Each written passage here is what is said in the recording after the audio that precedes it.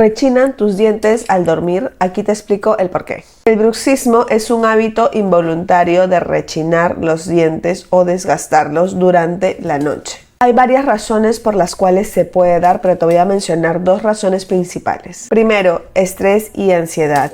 Segundo, tus dientes no se encuentran en una adecuada posición. Por eso, si tú te has dado cuenta que al dormir tus dientes rechinan, es importante que acudas al dentista para que vea qué tratamiento te puede realizar y de esta manera no se desgasten tus dientes.